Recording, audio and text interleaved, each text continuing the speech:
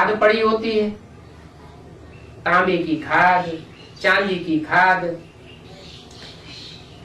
और मेटल्स की खाद डाल देते हैं।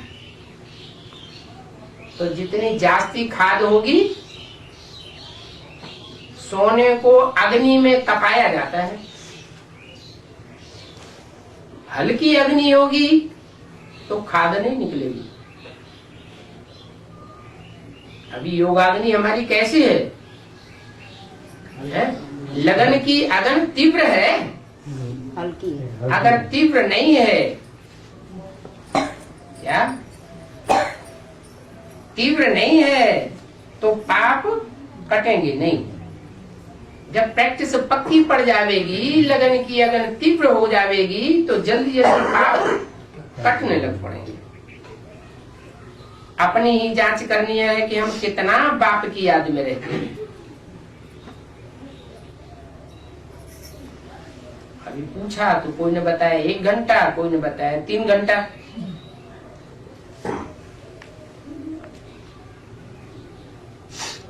इसमें गप्पे मारने की बात नहीं है। कोई गप्पा लगा देते हैं, बाबा हम तो हर समय आपकी ही याद में रहते हैं। ये तो अपनी जांच अपने आप करनी होती है। बाबा को अपना चार्ट लिख देंगे तो बाबा झट बता देंगे कि ये तुम्हारा चार्ट ठीक है या नहीं ठीक है। आसामी चलन की सर्विस देख बाबा झट बता देंगे। बार बार याद कईयों की रहती होगी।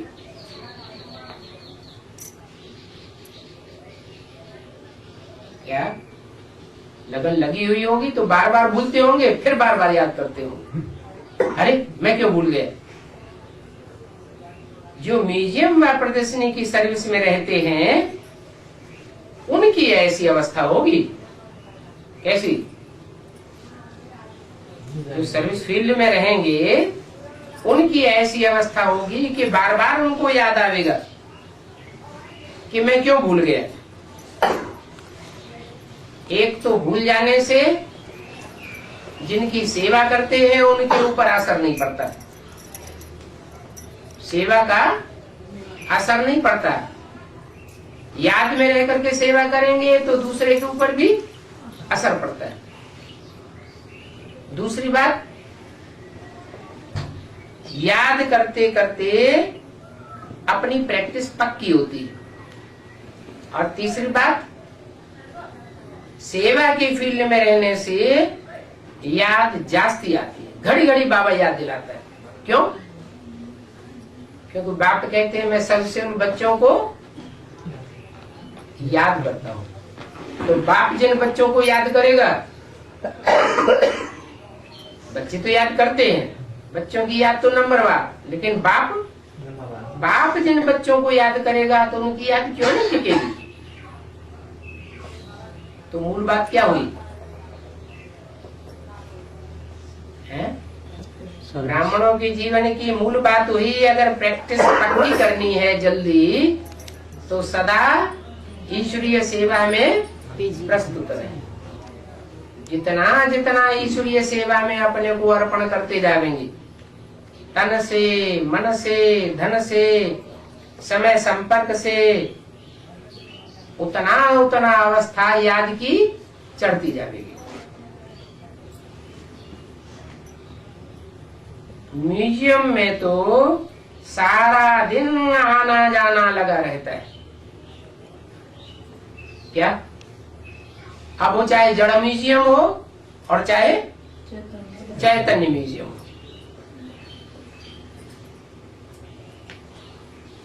बेसिक में कौन सा म्यूजियम होता है? जड़ म्यूजियम था। चैतन्य बाप कौन है? चैतन्य लक्ष्मी नारायण बनने वाले कौन है? चैतन्य राम सीता कौन है? चैतन्य राधा कृष्ण कौन है? ये बुद्धि में पक्का पता होता ही नहीं। और अभी तो हम एडवांस में है, हमें एडवांस पता लग गया है कि मुख्य पार्टधारी हैं वो यहाँ सच रूपी रंगमंच पर कौन कौन है। हम उनका परिचय देते हैं जैसे चैतन्य म्यूजियम में। तो बोला म्यूजियम में सारा दिन आवत जावत रहती है। जरा म्यूजियम में या चैतन्य म्यूजियम में ज्यादा आवक जावक होगी? चैतन्य में ज्यादा होगी, जड़ में नहीं होगी। बेसिक में तो वहाँ बहुत एडवर्टाइजमेंट करते हैं जड़ म्यूजियम का, तब आना जाना होता है। और यहाँ तो कोई एडवर्टाइजमेंट होता नहीं। फिर भी चैतन्य में वाइब्रेशन फेंकता है या जड़ वाइब्रेशन फेंकता है? जड़ मूर्तियां, जड़ चित्र जो है वो वाइब्रेशन नहीं फेंकते, और चैतन्य मूर्तियां चारों तरफ दूर बैठे भी वाइब्रेशन फेंकती हैं। तो सुबह से शाम तक आना जाना उनके पास लगा रहता है। तो क्या करना चाहिए? बाबा का इशारा क्या है? सेवा में बिजी रहे। कहाँ सेवा में बिजी रहे? चैतन्य में आना जाना करना। चैतन्य में जहाँ भी म्यूजियम अपने को अनुभव होता हो कि ये म्यूजियम है बाबा का, बाबा ने ये म्यूजियम बनाया है, तो उन चित्रों का परिचय देने के लिए प्रस्तुत रहना चाहिए। वो चित्रों का परिचय देंगे तो लोगों की बुद्धि में जल्दी बैठेगा, और बिना चित्रों के परिचय देंगे तो उतना जल्दी बुद्धि में नहीं बैठेगा। 4-5 मुख्य चित्र चाहिए। बेसिक नॉलेज जब थी तो भी कितने मुख्य चित्र बताए? 4-5 चित्र बताए। बोला म्यूजियम में सारा दिन आना जाना लगा रहता है, परंतु दिल्ली में तो बहुत आते रहेंगे। कब? अभी की बात नहीं बताई, आते रहेंगे। माना कब की बात बताई? जब कर्मातीत अवस्था होगी, ऑटोमेटिक याद पक्की हो जाएगी। याद करने का खींच करके याद करने का पुरुषार्थ नहीं करना पड़ेगा। बार बार माया याद में विघ्न पैदा भी नहीं कर सकेगी। उस समय क्या होगा? उस समय दिल्ली के म्यूजियम में बहुत आते रहेंगे। बार बार बाबा का परिचय देना पड़ेगा। जो आते रहेंगे उनको बाबा का परिचय देना पड़ेगा। बार बार क्यों? अरे एक बार आ गए, परिचय मिल गया, बुद्धि में बैठ गया, तो फिर उनको बार बार परिचय क्यों देना पड़ेगा?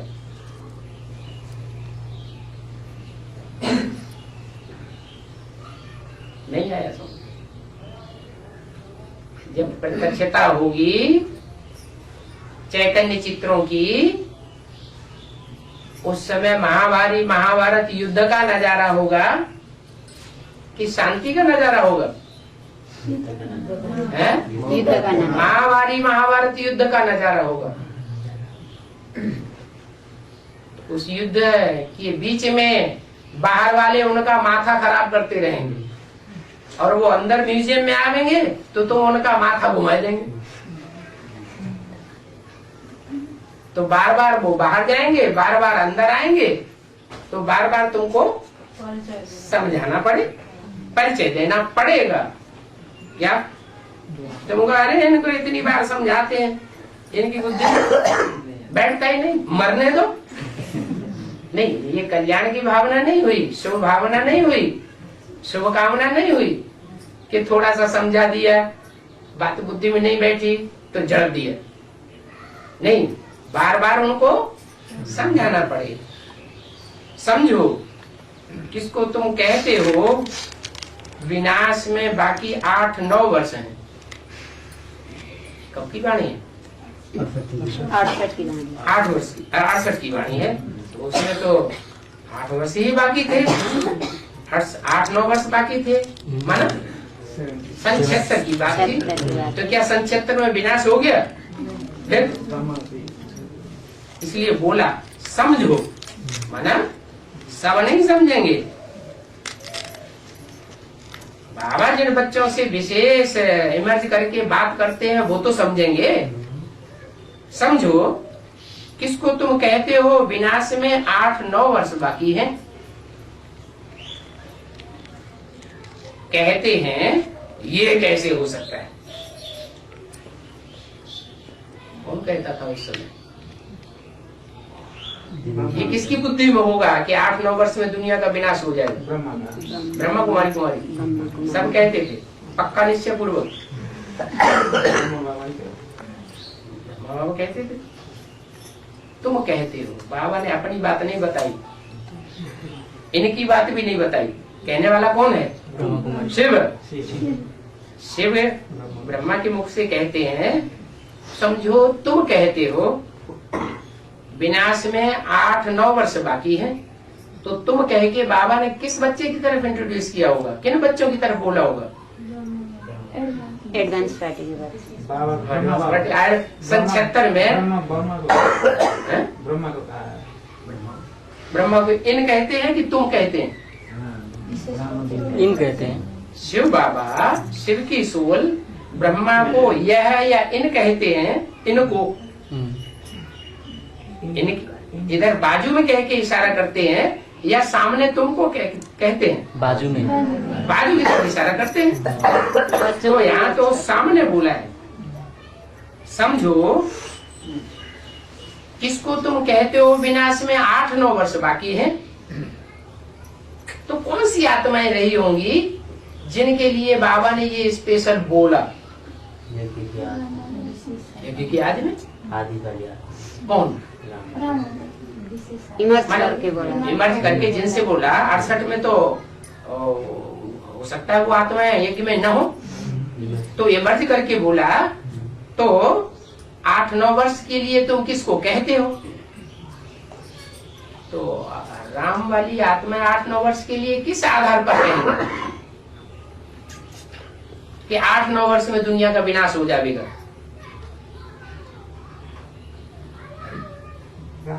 100% निश्चय बुद्धि होंगे तब तो कहेंगे कि बाबा ने बोला है मुरली में तो सच्चाई बोला होगा। इसमें हीला हवाला करके और दुधला के बोलने की तो बात ही नहीं। क्या बाबा ने जो बोला ब्रह्मा मुख से, ब्रह्मम वाक्यम जनार्दनम, शास्त्रों में भी पढ़ते सुनते आए हैं, तो पक्का निश्चय पूर्वक बोलेंगे, तो फकुर से बोलेंगे। और जिनको पक्का निश्चय नहीं होगा वो थोड़ा दुधला दुधला के बोलेंगे, पता नहीं हमारी बात मानेंगे कि नहीं मानेंगे, होगा कि नहीं होगा। तो कौन आत्माएं हुई वो जिनको पक्का निश्चय था कि सन 76 में? हाँ, एक तो नारायण बनने वाली आत्मा की बुद्धि में ये पक्का निश्चय रहता है कि सन 76 में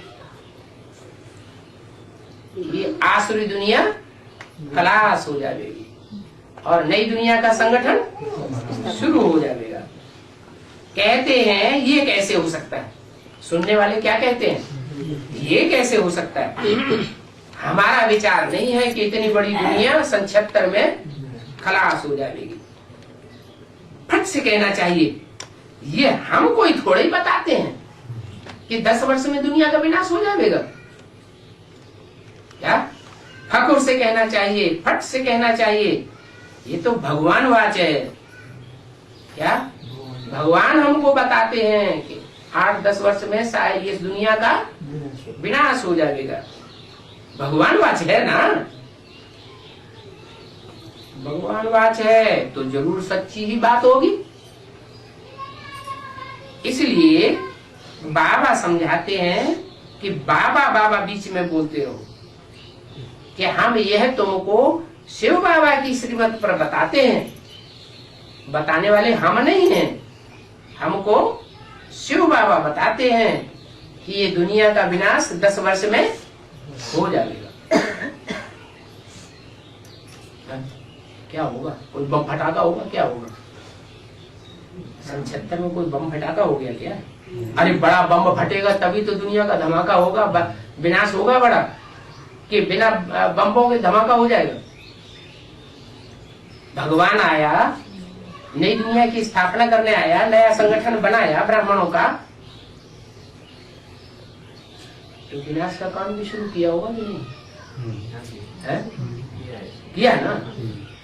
सन 45 में उसका नजारा भी देख लिया ना, हिरोशिमा नागासाकी पर। और अभी तो बहुत विशाल तादाद में बड़े बड़े देशों में बने पड़े, परंतु वो तो हुई स्थूल बम्बों की बात। क्या बड़े से बड़ा बम कौन सा है? परमात्मा प्रत्यक्षता बम। वो कौन से सन की बात है? 76 की बात है। पहले बेसिक नॉलेज वालों को किसी को पता नहीं था कि साकार में कोई और भगवान का प्रैक्टिकल डायरेक्ट स्वरूप होगा। किसको समझते थे? तो ब्रह्मा बाबा को ही समझते थे। तो ये बड़े से बड़ा परमात्मा प्रत्यक्षता बम सन 76 में फट पड़ा। भले सन 73-74 में अव्यक्त वाणी में इशारा भी दिया। क्या इशारा दिया था? सन 76 को बाप का प्रत्यक्षता वर्ष मनाओ। लेकिन वो सामान्य रूप से सुनने वालों ने सुन लिया और समझने वालों ने समझ लिया कि हम बहुत सर्विस करेंगे, हम बड़े बड़े मेले के प्रोग्राम बना रहे हैं ना। 73 से बड़े बड़े मेले मलाकर शुरू हो गए, तो ये इतने बड़े बड़े मेले हो रहे हैं, अब जल्दी ही बाप की प्रत्यक्षता। बहुत सामान्य बात समझ ली। ये नहीं समझा कि कोई प्रैक्टिकल साकार स्वरूप होगा और उसके द्वारा साकार में शिव बाबा और ब्रह्मा बाबा प्रत्यक्ष होकर के पाठ बजाएंगे। और वो बात सन 76 में एडवांस पार्टी के द्वारा ब्राह्मणों की दुनिया में बम फट गया। बड़े से बड़ा बम कौन सा है? परमात्मा प्रत्यक्षता बम।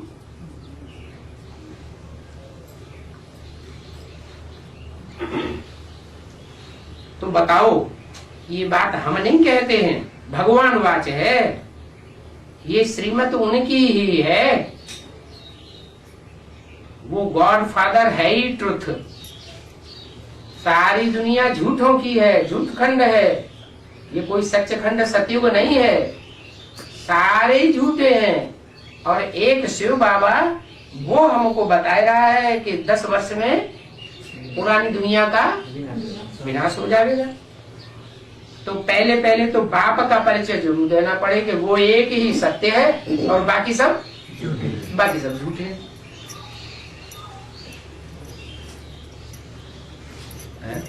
लोग बंडर खा लेंगे।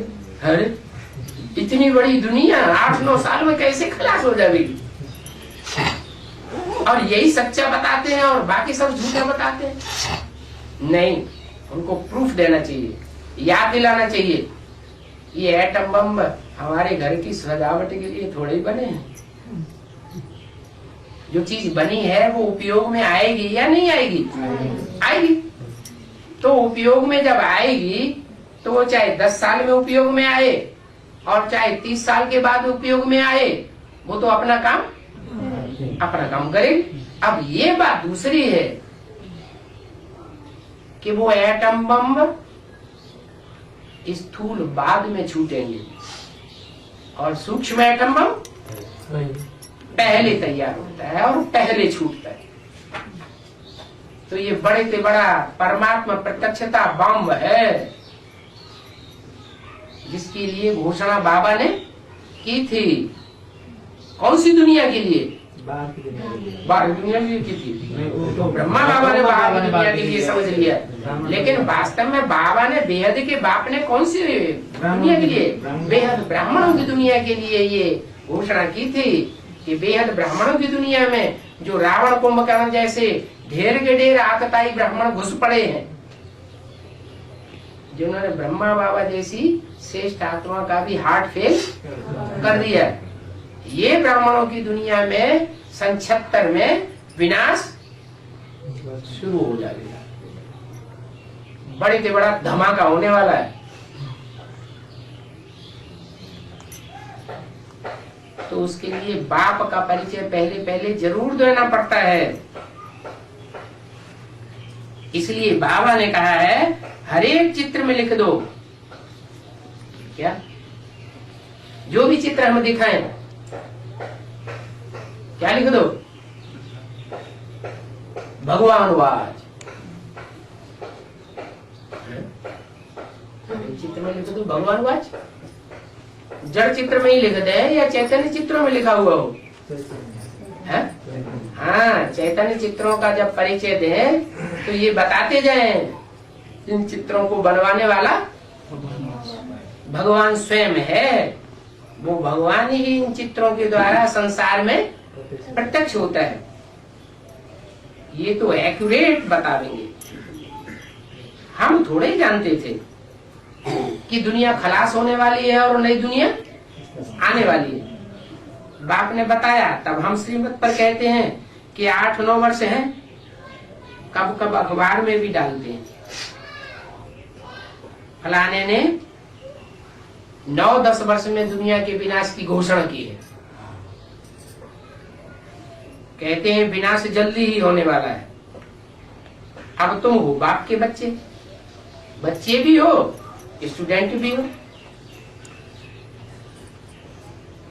प्रजापिता ब्रह्मा कुमार कुमारियां तो बेहद के हैं ना,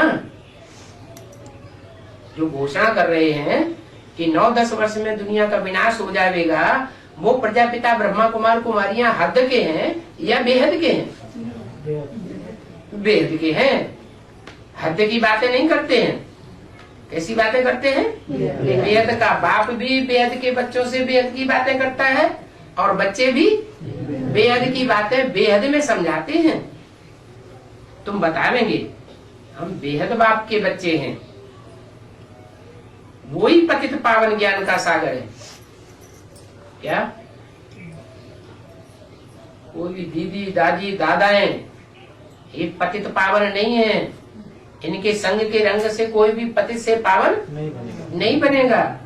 एक बाप ही है जो पतितों को पावन बनाने वाला है, क्योंकि वो कभी पतित नहीं बनता है। क्या प्रूफ है इसका? कोई डौगार पड़े, क्या प्रूफ है इसका कि एक है जो पतित से पावन नहीं बनता? तो क्या बताएंगे? बताओ। उस एक का ही यादगार है। जो शिव के मंदिर बने हुए हैं, उन मंदिरों में शिवलिंग जो रखा हुआ है वो एक ही की यादगार है कि उसने पहले पहले साकार जिसमें प्रवेश किया उसके द्वारा काम इंद्रिय पर जीत पाई। अमरनाथ में यात्रा करने जाते हैं ना, कहते हैं बर्फ का लिंग देखा। अब लिंग भी कोई बर्फ का होता है क्या? है? अमरनाथ में बर्फ का लिंग खड़ा देखा। अरे लिंग जब खड़ा होता है तो गर्मी होती है या ठंडा होता है? गर्मी होती है। तो हद की बात है, बेहद की बात है। ये बेहद समझने की बात है कि योग बल से कर्मेंद्रियां शीतल हो जाएंगी। तो कोई की तो शीतल हुई होंगी पहले। जो अपनी कर्मेंद्रियों को पहले पहले जीतता है उसका नाम शिव शंकर भोलेनाथ कहा जाता है। शिव के साथ शंकर का ही नाम जोड़ा जाता है और कोई 33 करोड़ देवताओं का नाम नहीं जोड़ा जाता है। तो वही एवर प्योर परम पिता परमात्मा शिव है जो शंकर में प्रवेश करके सारी दुनिया की विषय वासनाओं को संग के रंग से पी जाता है। वही एक पतित पावन है। एक पतित पावन है, उसे बिंदी कहेंगे या साकार में कहेंगे? बिंदी बिंदी बिंदी बिंदी। कौन सी बिंदी पतित पावन है? कैसे पहचानेंगे? पहचानेंगे? नहीं पहचान में आवेगी। बिंदी बिंदी तो सब एक जैसी मालूम पड़ेंगे। बिंदी जब मूर्ति में मूर्त में पार्ट बजावे तब पता चले कि ये चैतन्य मूर्ति है।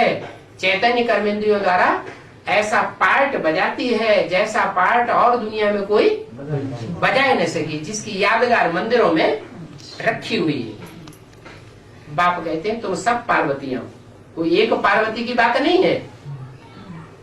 मना जो भी बच्चे बाप के कनेक्शन में आते हैं, संबंध में आते हैं, वो पतित से पावन बनते हैं। संघ के रंग में आने से ही पतित से पावन बनते हैं, और संघ के रंग में आने से ही पावन से पतित बनते हैं। अनेकों के संघ के रंग में आने से वैश्य बनते हैं, पतित बनते हैं। एक के संघ के रंग में आने से पावन बनते हैं। पहले ये बात पक्का कराओ क्या कि एक ही पतित पावन है, और ये ढेर के ढेर जो गुरु बन करके बैठे हैं, शिवो हम कह के बैठ जाते हैं, शिवो हम ब्रह्मास्मि, मैं ब्रह्मा हूं। ये ढेर के ढेर पतित पावन नहीं हो सकते। अनेकों से दुनिया पतित बनी है, अनेकों के संग के रंग से, और एक के संग के रंग से पावन बनती है।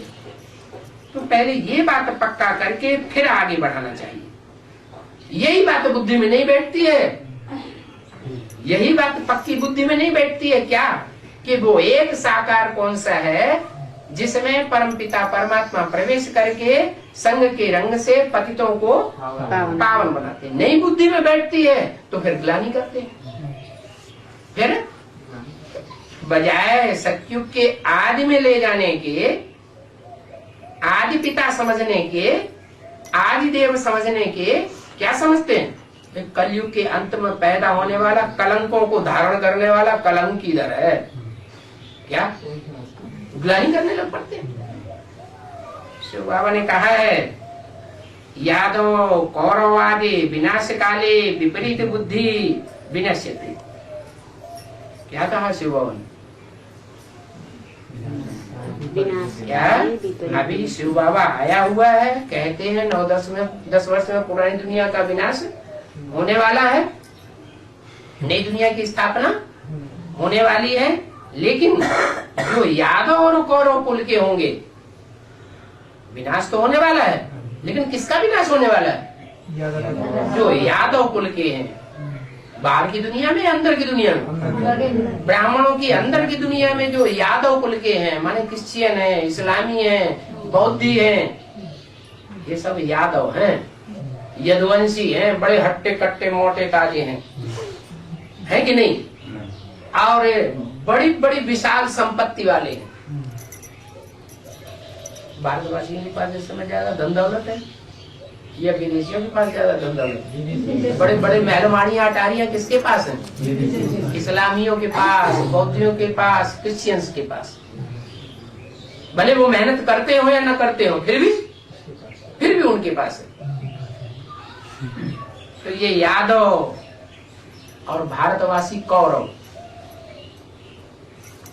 कौरव माना कौ, माना कौआ, कौए की तरह काव काव काव बहुत करते हैं कि हम 5 वर्ष की प्लानिंग में, 5 वर्ष की प्लानिंग बनाते हैं ना, हर 5,000 वर्ष के बाद बनाते हैं ना, तो कहते हैं काव काव बहुत करते रहते हैं कि हम 5 वर्ष के अंदर जो 5 ईयर प्लान है उसमें हम राम राज्य लाके दिखा देंगे।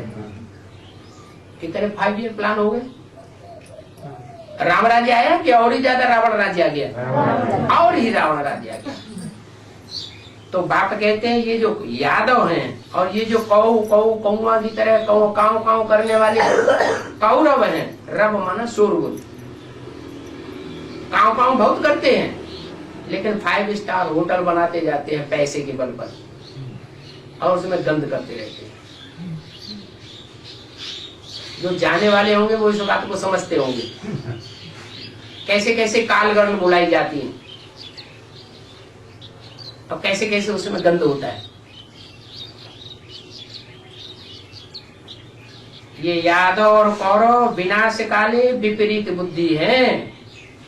विनाश सामने खड़ा है, और ब्राह्मणों की संगमी हुई दुनिया में ये जो गंद खाने वाले हैं विभिचार का, यादव और कौरव, इनकी बुद्धि भ्रष्ट हो गई, ब्राह्मणों की दुनिया में ही है। भ्रष्ट बुद्धि होने के कारण अब ये विनश्यंती विनश्यन्ति, विनाश को पाने वाले हैं, नष्ट होने वाले हैं। माना इनका पद विनाश को पावेगा, ये नीच पद पावेंगे जन्म जन्मांतर।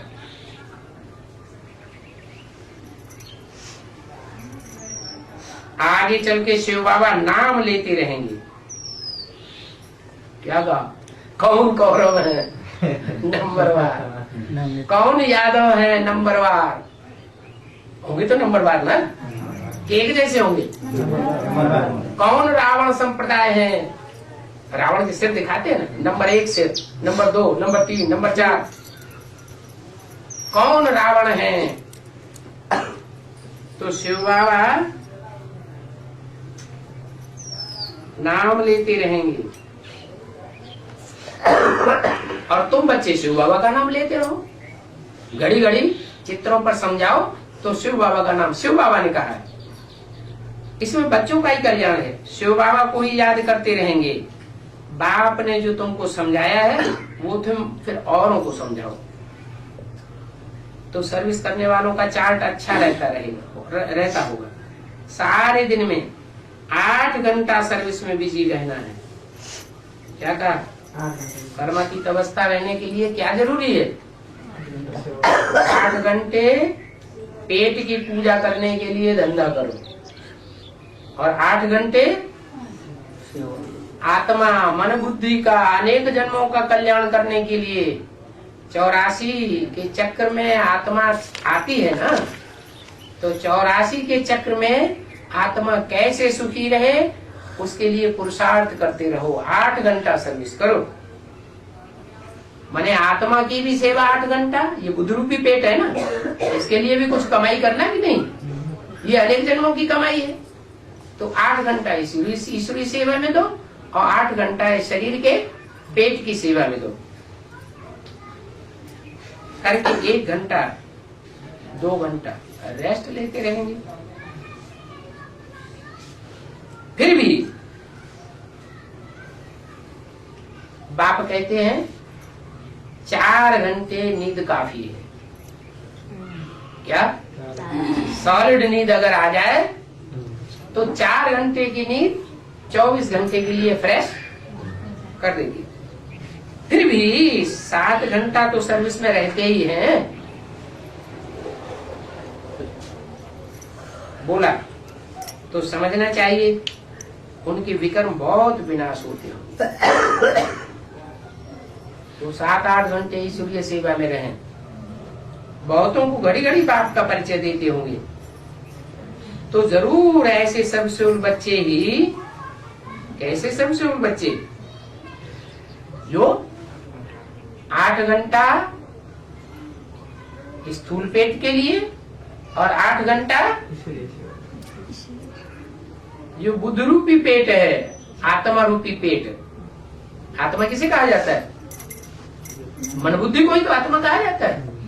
तो मन बुद्धि रूपी पेट के लिए 8 घंटा ईश्वरीय सेवा में लगाते हैं। वो बच्चे बाप को बहुत प्रिय लगेंगे। बाप देखेंगे ये तो बहुतों का कल्याण करते हैं। रात दिन यही उनको चिंतन रहता है। इनको बच्चों को 8 घंटा सर्विस करने वाले बच्चों को रात दिन यही चिंतन रहता है कि हम बहुतों का कैसे कल्याण करें। बहुतों का कल्याण करते हैं, वो अपना ही कल्याण करते हैं। क्या ऐसे नहीं कि औरों के कल्याण में लगे रहते हैं तो अपना अकल्याण हो जाएगा?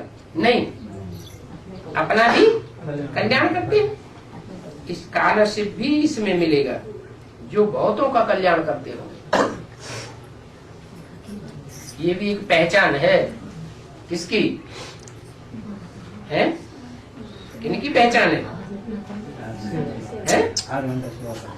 नहीं, स्कॉलरशिप लेने वाले जो 8 हैं, पास विद ऑनर होने वाले, जो धर्मराज की सजाएं नहीं खाते हैं, पूछते हैं, उनकी क्या खास बात है जो 8 की लिस्ट में आ जाते हैं? क्या खास बात बताइए? है? अरे रात दिन वो ईश्वरीय सेवा में लगे रहते हैं। दिन में तो 8 घंटे सेवा करते ही हैं। क्या? जैसे लौकिक दुनिया में कोई दिल लगा के कपड़े की दुकान में कपड़े फाड़ता रहता है, बेचता रहता है, तो रात में भी अपनी धोती फाड़ देता है। वही स्वप्न आते हैं। तो दिन में भी सेवा हुई और रात में भी सेवा हुई, तो रात दिन लगन लगी पड़ी है। ऐसे ही स्कॉलरशिप मिलेगा कि रात दिन सर्विस सर्विस सर्विस, और दूसरा कोई संकल्प ही ना आवे। बहुतों को कल्याण करते होंगे। तुम बच्चों को यही धंधा है। तुम बच्चों को, जब तुम बच्चे कहा तो किसकी तरफ इशारा किया? हाँ, जरूर बाप के सन्मुख वो 8 बुद्धि में आए होंगे। ये उनकी पहचान है उन 8 की, कि जब से ज्ञान में आए होंगे, एडवांस में आए होंगे, जब से बापों को पहचाना होगा, तो लौकिक परिवार को जैसे भूल गए। फाइनल पेपर क्या है? स्मृति लब्धा। देह देह के संबंधों से बुद्धि हट जाती है और ईश्वरीय संबंध से बुद्धि जुड़ जाती है। तो बच्चों का यही धंधा है, टीचर बन करके बहुतों को रास्ता बताना है। पहले तो ये नॉलेज धारण करनी पड़े। कौन सी नॉलेज? कौन सी नॉलेज की बात कर रहे थे इस मुरली में? आज म्यूजियम में जो चैतन्य चित्र हैं, उन चित्रों का परिचय देना। सामने रह करके परिचय देंगे तो लोग और जल्दी समझेंगे। चित्र सामने नहीं है और बिना चित्रों के परिचय देंगे तो जो श्रुत बुद्धि होंगे वो तो समझेंगे, बाकी जो साधारण बुद्धि होंगे उनकी समझ में जल्दी नहीं आवेगा। एक तो प्रैक्टिकल प्रूफ भी सामने हो और दूसरी तरफ समझाने वाला भी सामने हो, तो जल्दी बात समझ में आवेगी ना। बोला कोई का कल्याण नहीं करते हैं तो समझा जाता है इनकी तकदीर में ही नहीं है। ये कौन समझ लेता है? हा?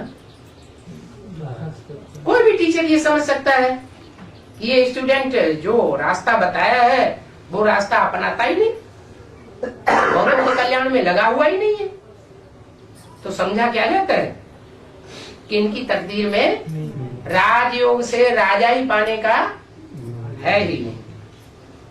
बहुत बच्चे तो कहते हैं बाबा हमको नौकरी से छुड़ाओ। क्या शर्त रखते हैं? हमको इस नौकरी धंधे से छुड़ाओ तो हम ईश्वर सेवा में लग जाएंगे। अरे ये नौकरी धंधे का जो बंधन डाला है वो बाबा ने डाला है क्या तुम्हारे लिए? कि पूर्व जन्म में हमने ही डाला है। कुछ आत्मा ऐसी होती हैं, ऐसा जन्म लेती हैं, ऐसे घराने में जन्म लेती हैं कि उन्हें धन कमाने का कोई चिंता ही नहीं, मुहैया धन है, कोई फिक्रात नहीं, कोई धंधा धोरी आदि करने की, नौकरी करने की बिल्कुल दरकार ही नहीं। तो उन्होंने जो अपना भाग्य बनाया है वो पूर्व जन्म से बनाया है या बाबा उनका भाग्य बनाते हैं? उन्होंने भी बनाया। और जो अभी धंधे धोरी में लगे हुए हैं उन्होंने भी अपना बंधन अपने आप ही बनाया। तो कहते हमको नौकरी धंधे से छुड़ाओ, हम इस सर्विस में लग जाएंगे, ये शर्त रखते हैं। बाबा भी देखेंगे, क्या देखेंगे? उनसे पोता मिल मांगेंगे। बाबा देखेंगे कि इनके पास जो पूंजी है वो बरोबर है, नौकरी से या धंधे